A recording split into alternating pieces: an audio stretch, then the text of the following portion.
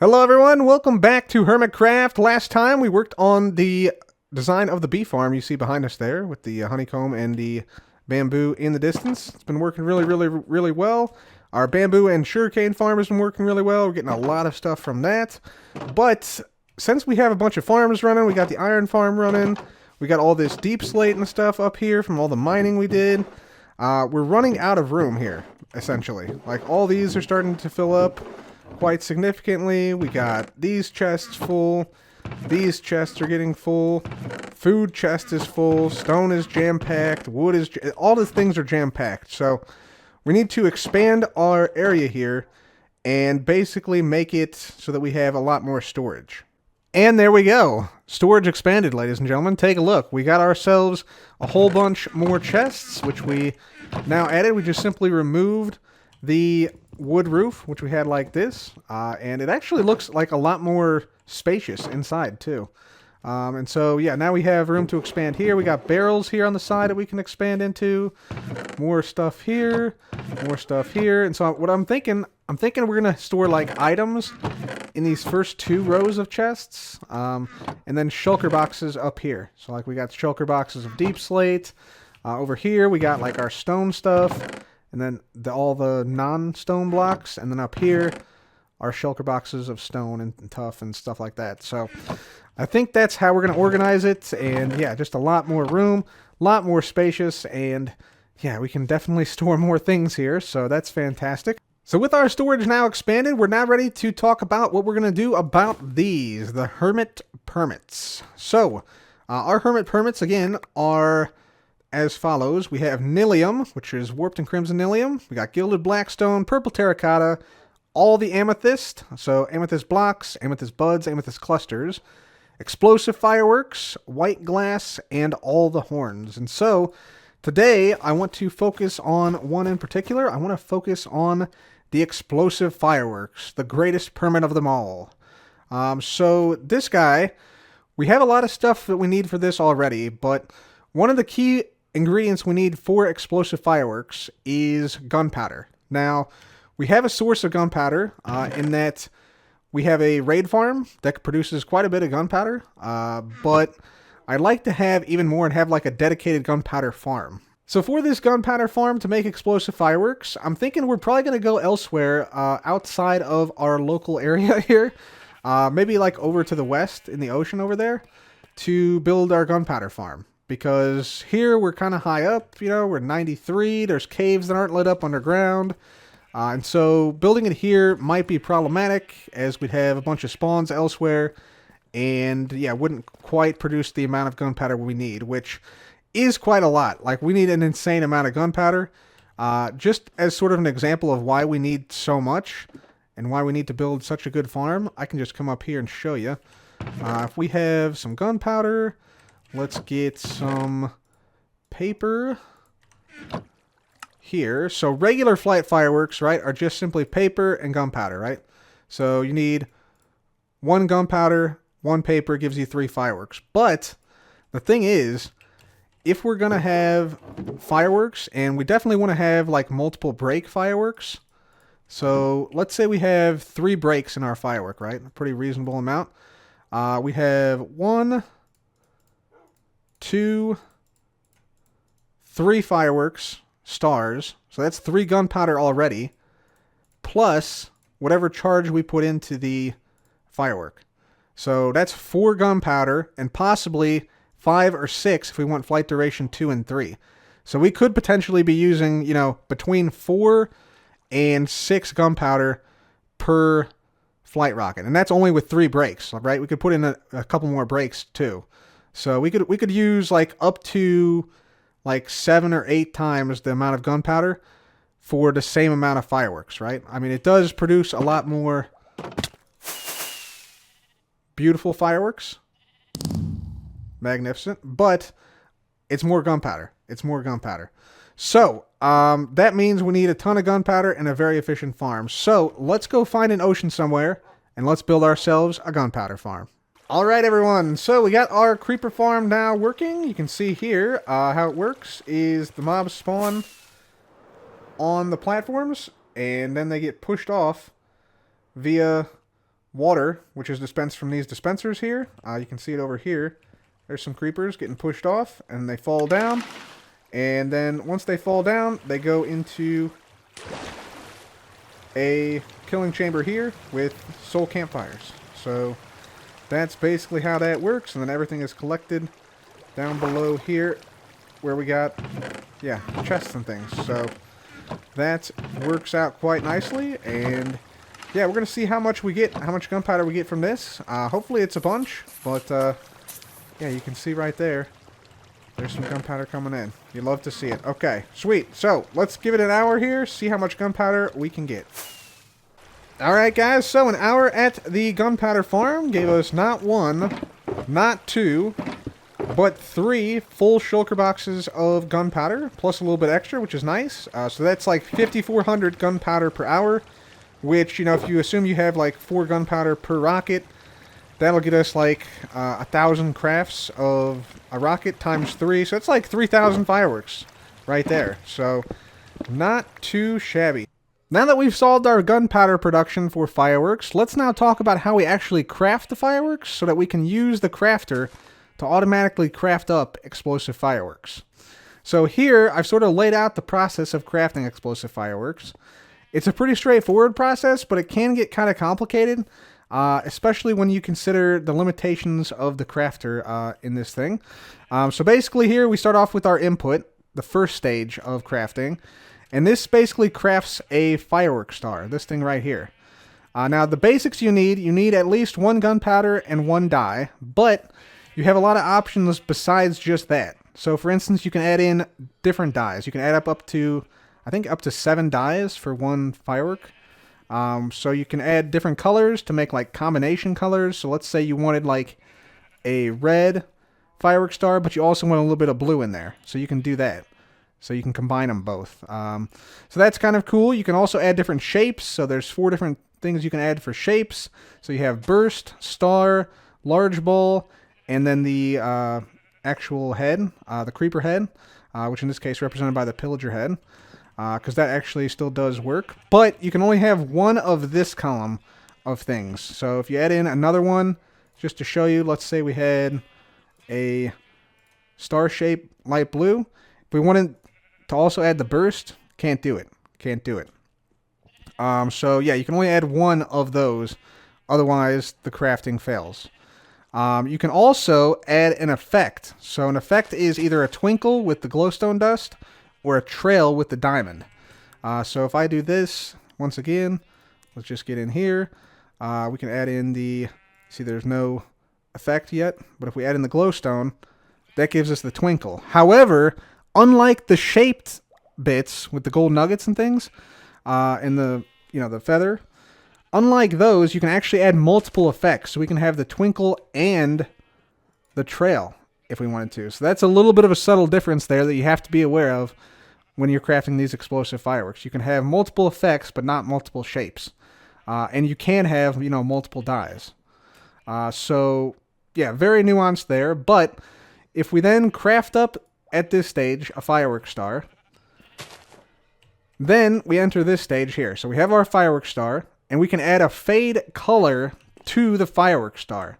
And the way that works is just simply, you know, your firework star in there, and then a dye, and that's a fade. Now, we can also, at this stage, add multiple dyes. So if we wanted to, we can add a bunch of light blue or a different colored dye in here, up to 7 potentially. So we do have to be aware of that. But then we craft this up, like so. And then we move on to the final stage where we actually craft the rocket. But at this stage, we have another 2 things we need. We need at least 1 gunpowder and a paper. That'll give us a flight duration 1 rocket. And of course, we have 2 other options to add in additional gunpowder for flight duration 2 and 3, depending on how many gunpowder we have. But we also can add multiple break fireworks if we so desire. So again, we have our firework star, our gunpowder, and our paper, which are necessary. Then we have additional gunpowder we can add, plus additional firework stars if we want additional breaks. So we need to determine like how many breaks we want our firework star to have. Do we want to have 1 break, 3 breaks, 5 breaks? You know, so we can have up to, I think, like think we'd have up to 7 breaks if we had all the rest firework stars in here. So yeah, quite a lot of options we have here for our fireworks. And just see what this one looks like. Yeah, that's beautiful. Oh my goodness, with the twinkle and the trails, that's beautiful. So that's the basic process we are going through here. We're going from all these inputs to a firework star, passing that from one crafter to another to add a fade effect of the firework. Then passing that onto a area where we add the gunpowder, some more firework stars, ultimately to make the firework rocket. So that's the basic process, and now I'm going to make a prototype machine that can do just that here using some crafters and some redstone. Alright everyone, so here's our prototype machine. This is going to eventually be a much larger and much more complex machine as we want to add and basically specify exactly like the number of effects and shapes and colors and things that we add to the firework. But for now this will do. So let me show you how it works. If we get up here, we have the 3 crafters, 1, 2, and 3, which represent the sort of stages that I showed in the last segment. So this first crafter is going to use 4 items. It's going to use, of course, a gunpowder and a dye, which are guaranteed. And then it can also use, if I have these off, which these are currently on, but if these are off like this, it'll then use one of the shapes from this dropper and one of the effects from this dropper to craft up our firework star. Whenever it's then pulsed, it then shoots the firework star into this crafter, where it will join a die, which gets shot out of this dropper, into this hopper and put into this crafter, to add the fade to the firework star. Then it gets shot over here, where it joins a gunpowder and a paper in here, so there'll be a firework star in there, to make the explosive firework. And then it waits, actually in this configuration, it waits for 2 more firework stars. So we're going to have a 3-break firework. And then it crafts it, sends it to the dispenser, and then the dispenser launches it every time the clock gives a pulse. So let's just see this thing in action. We can also specify like the flight duration over here, but we need to change the crafter if we want the number of breaks to be the same. If we're fine with the number of breaks, or if we only want 1 break, then we can, you know, add these extra gunpowder here if we so desire. So let's just go ahead and turn it on. Let's see how it works. If it does work, hopefully it does. So okay, so we have the stuff coming in here. There we go. So then it goes into here. And yeah, shoots out the firework star. It goes into here. So now we should see this shoot. Yes! Yes! It's working! Let's go! So we should have 3 of the exact same fireworks here. And then this one should be new. Yeah, baby! Ha-ha! You love to see it. So there's 1, 2, 3. Yep. And then a new one. Yeah! Let's go! That's glorious. So there's 1, 2, 3, and then a new one. Nice. All right, we're getting it. We're getting it. All right, let's shut this down for a minute. And let's say we want, okay, so there's 2 in there now, so we'll have an extra one here. Let's say we want the firework to go higher. Let's turn these 2 off. So we might just have 1 with flight duration with like 5 breaks here. So let's just run this and see what happens. So let's see what's going on here. So there's our 1. So now there'll be a pause as more firework stars get crafted. Then it'll craft here. Now we should see 3 gunpowder come in. Yes, very good. So here's our 5 firework extravaganza here. Still on flight duration 1. 1 more flight duration 1, and then we should have flight duration 3 now. See how much longer that lasted? Yeah, now it's going even higher. Let's go! Ha-ha! All right, and there's 3rd one, and then we should have a new color. Beautiful, beautiful. And a new shape, too. All right, so then we have 3. And then a new shape and color. Okay, same shape, different color. But yeah, it looks like it's working. So again, what's happening here is we're crafting up the fireworks star. It's getting put in here, where it gets a yeah, it gets a dye added to it, a fade added to it. In this case, blue or red, since that's all we really got right now. And then, yeah, it's filling up the gunpowder automatically. And then once it's filling up totally, we have the firework rocket get crafted and sent up. And then it refills here, and more firework stars get added. Oh my goodness, that is glorious. Well, you might say that this prototype worked with flying colors. I had to do it. I'm so sorry. I'm so sorry. I had to make the pun. I had to. So, yeah, this prototype worked beautifully. I think this will work as sort of a, like the core concept of what we're ultimately going for, which is going to be a much larger, much more elegant machine. Which, yeah, we have to make sure that, you know, we have enough dyes stocked. We want to not be limited to just the 9 slots of the dropper, so 9 different colors in the dropper. We want to have the full 16 gamut colored array that Minecraft offers, yeah, be available to us. So we have to expand this. We want to make sure that, you know, when we make shapes and effects and add those to the firework, we want to make sure that those happen in the right proportions, and we don't want, you know, just a lever here, for instance, because this, whenever I turn this on and off, actually causes one to be shot out, which we don't necessarily want. We want it to be controlled by the clock and by the redstone, so it's you know, not determined by our input, but by the clock itself only. And then we have to make sure, you know, obviously the same thing with the fade effect, with the middle crafter here. We got to make sure we never run out of dyes here, otherwise this step will fail the crafting. We got to make sure there's always gunpowder and paper in these crafters.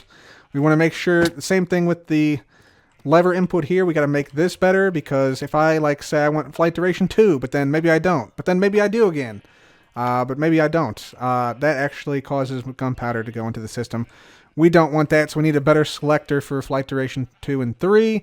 And then the crafter itself, if we want this to output not to a dispenser, but to a space where we can store things, we got to actually change this thing up, and this can just basically go down and into like a barrel or other storage container, and then ultimately, you know, that goes to different storage down below, even further down below. But basically, the core concept worked. We just got to add on to that and expand it now. What we need now, though, I think, now that we have gunpowder coming in a high amount, we want to make sure we have enough dyes. Now, I have plenty of red dyes over here in the form of poppies. Here are...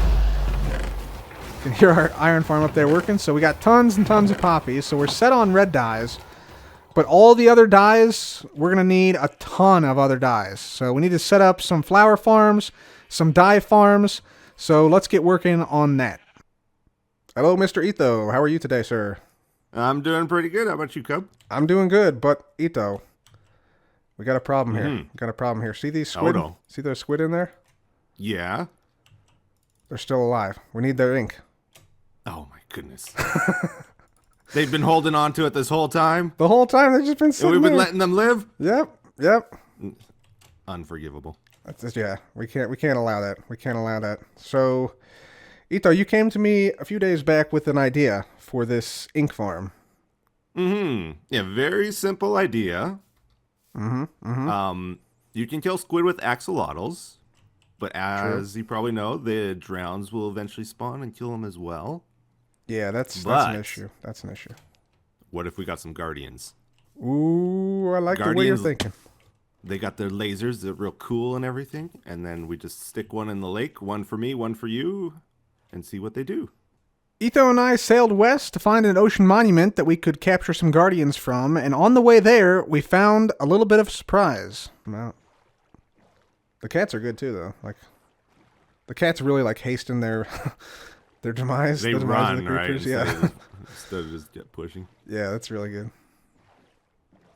Yeah, I've done cats a few times. Oh, there's an LA. Yes, what? Let's go. This guy's mine too, I think. Is it really? I'm pretty sure. He's got a thing. Let's see, what does he have? He has... Yeah, Dark Oak Sapling. This is my guy. He's going to follow us. We have a friend, Etho. We've made a friend. This is glorious. Look at him following. Oh, my God. You have high confidence in this guy. I don't know if he's going to... I can't believe he came back. I left the Woodland Mansion with 3 guys and returned to my base with 2. This is the 3rd guy. Oh, really? What a glorious day this is. Eventually, we were able to track down a monument. However, getting guardians into boats was not as easy as we thought. You're the guardian expert, Etho, here, I guess. So we just go up in our boat. Yeah. And is there any sort of strategy of getting them in? Like just ram them, or how to? I've never done it before. I'm assuming they'll chase us a little bit, and we got to try to just get them to chase us into the boat. Okay. Should we? I would say don't go right in the middle of the temples. Kind of go on the edge of it. Yeah. We don't want to get donged by bad time. Yeah. Donged by the Elder Guardian would be bad, probably.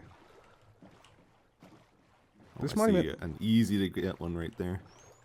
Looks a little bit sunken, doesn't it? Just a little bit. Yeah, it looks like it cut through the ground a bit. Yeah, I see. You gonna try and separate one? Yeah, we got 2 here. Okay, yeah, I see one there. We kind of just. They might not want to leave their area. Actually, we might have to get closer. Oh, donged! Look out! There it is. Yep. Okay, I'm gonna try and like go right above one, maybe. Oh, I'm glitching on the boat. Okay, fine. Yeah, let's work together on one. Okay, yeah. That works. Oh, we could also use a fishing pole, maybe. Oh, yeah, fish him out, yeah. Yep. We can hook him. Possibly. Yeah, man. Oh, he went away. He's on the surface. Oh, he's right on the surface. Come, go. Where'd he go? Good. Disappeared on me. Oh, I rammed the boat into it, but it didn't get him. Oh, that was close. They going? I don't know if they're going in boats. Oh, he's so close. I felt like that should have got him. Maybe we need not going boats. We might need a fishing rod. I thought they did. Maybe they're like considered below the surface. Maybe we do need to fish them out. Given our difficulty of getting the Guardian into the boats, we then tried to get the Guardians into some minecarts by placing underwater rails. Where you at? Like actually at the door of the temple. Oh, right, yeah. Yep. Kind of bounce it back and forth there, maybe. Yep. Oh, wait, one's in! You got it? Yeah. He's in there. Nice. There's one in the minecart, yep. He's taking damage on the block. Oh, no. Oh, no, come. Milk bucket. Yeah, I got it. Nice. So it turns out that basically getting Guardians into boats is a lot easier if you're at the surface of the water already than underwater. And we got him into a minecart, but the problem was that he wasn't getting into a boat. We thought we could somehow pull the minecart into the boat, which you can sometimes do, or used to be able to do, but it doesn't look like it works anymore. However, we then tried to just free the Guardian, see if he would hop in the boat, and luckily he did. I'll give him a whack here. Okay, this is it. Get in there. He's in there! Oh, snap! It worked? Yep. Right? He's in? He's in. Oh my goodness. That was so hard. God. That was rough. But we got it to work. Yep. That's one. Yep, that was one. One captured. One to go. On top of the slab. Oh, one's in the bottom. Bottom? Let's go. On the rail. Oh, sweet. Okay. There we go. Nice. Up he goes. Oh, that was smooth. Yeah, that was much better this time. Okay, close this up. Oh, let me get my boat. Oh, yeah. Hurry, Cub, I'm stuck in here with him. I'm coming.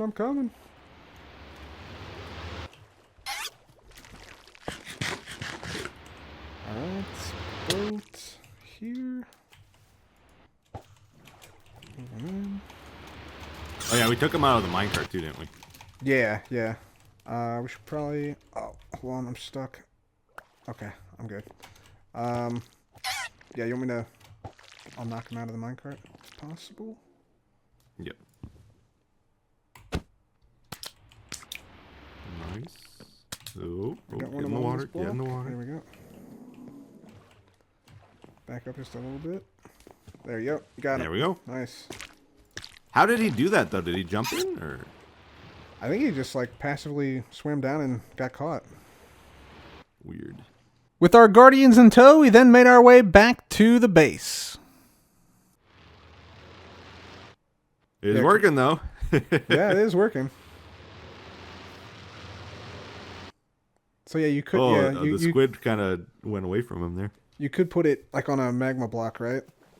And sink it down like halfway. So make it a little more efficient if it could. Yeah, if it was kind of like partway down in the water. We could try it. Do you want to go get some alloys and? Or maybe I need to position it a little better here. Yeah, let's do the LA thing first, I guess, and then we'll fine-tune the position, maybe. Okay, yeah. Do you have a preferred song, Etho? So here are our options. We got Strad, Cat, Pig Step, or Other Side. Any preference? Oh, I think it's a pig step moment. Pig Step moment? Okay. Yeah. Pig Step moment it is. Alright, I'm going to grab some amethyst shards. Okay, we're good. We're good. Okay, so we got our jukebox. Bam. I'll give you a couple amethyst shards. Nice. Alright, and so all we gotta do basically is we gotta jam out with some pig step, and then we just gotta breed up by right-clicking these guys with some, Oh, he's dancing. He's too busy dancing with the sheep to do anything. Hang on. There we go. There, nice. Oh, this guy's dancing. Okay, we can give him one. There we go. Woo. Got a couple of them. From this point on, what can only be described as a series of unfortunate events and redesigns of the farm occurred. So, a couple of things that happened. We redesigned the farm, then we redesigned it as a boat, then we redesigned it on the cliffside, and then the Guardian escaped because it got shot by a drowned with a trident. So we had to corral the Guardian back up, and eventually we had a working design. I just need to spend a day farming stuff, I think. Here we go. Here we go. They're close enough. They're close enough. All right, being shot, and he ran away. Okay, another one. Close enough. Shot, and ran away. Third one. Shot.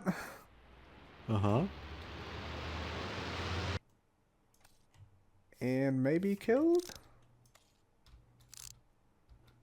There was a... Oh, maybe.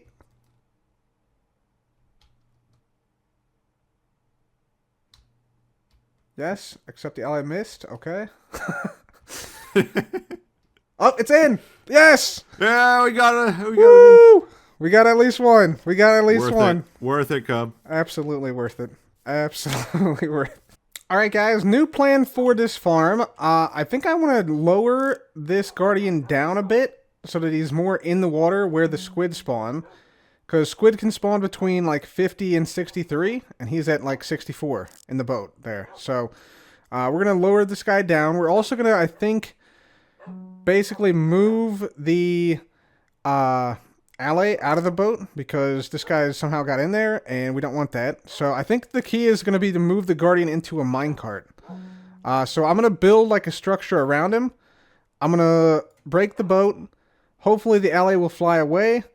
And then the Guardian will hopefully put in the minecart and then drop down like roughly where he is now, just a couple blocks lower and underwater in a secure spot. So I think that'll be good. I think that'll give him more access to shoot these squid that are down a little bit lower, that spawn a little bit lower. So hopefully that helps the efficiency of this farm. What is the ally doing here, bro? Ally, what are you doing, bro? Get out of there, bro. Oh my god.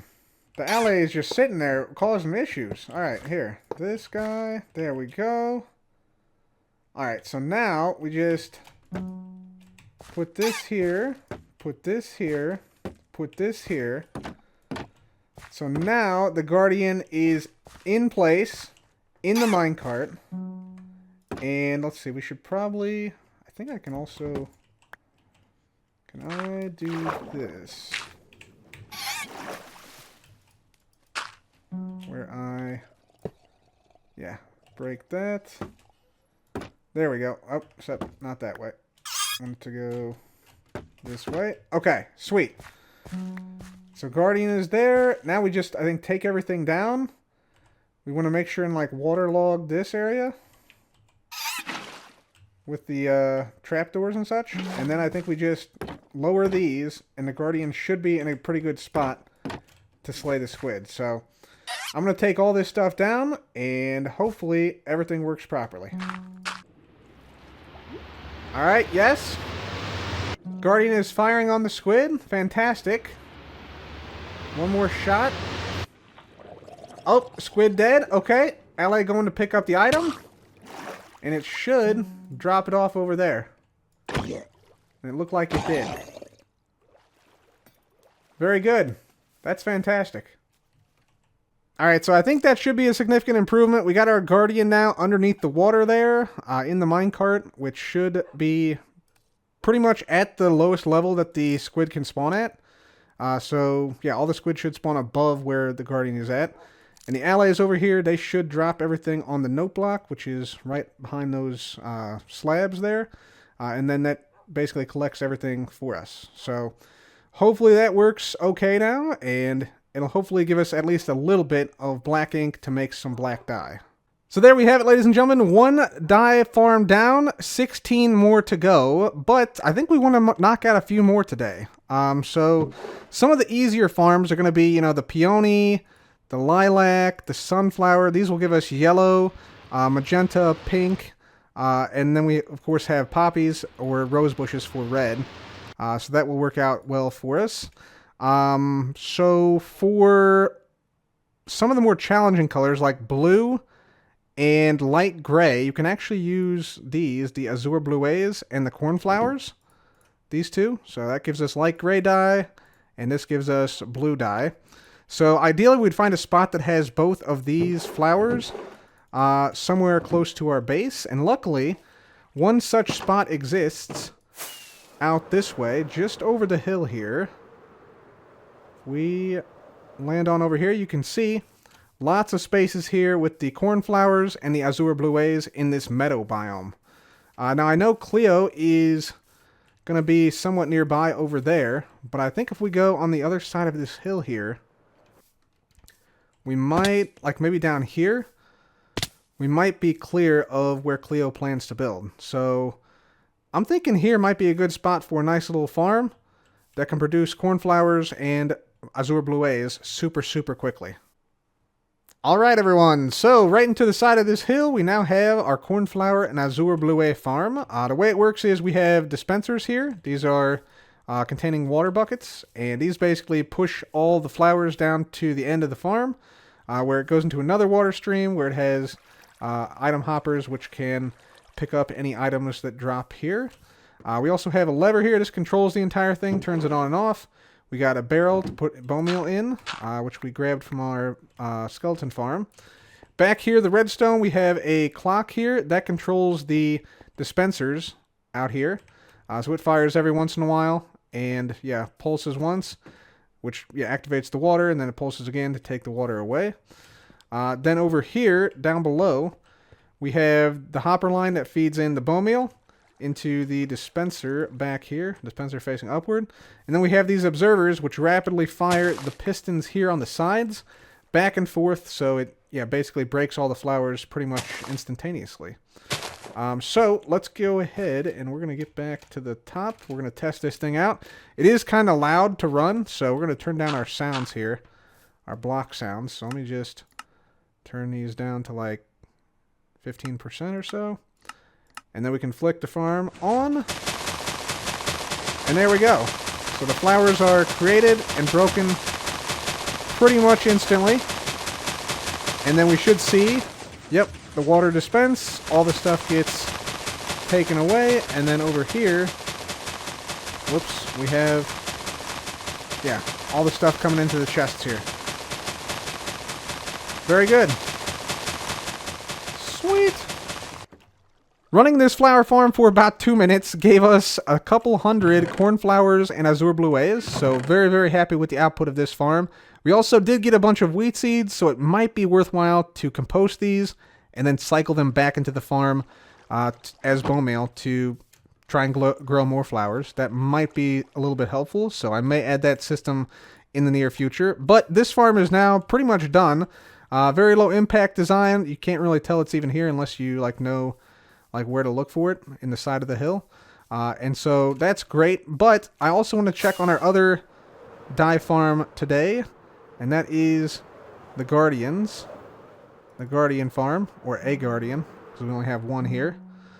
So if we get on down here, the allies are still here, which is good.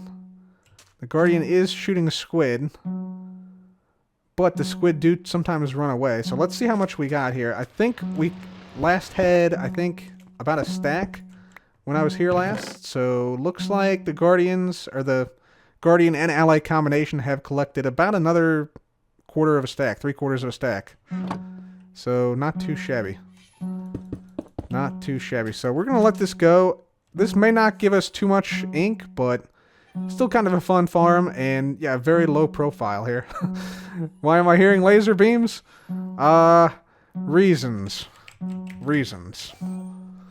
Anyways, I think that's going to be it for me today, guys. Thank you so much for watching. This has been Cub.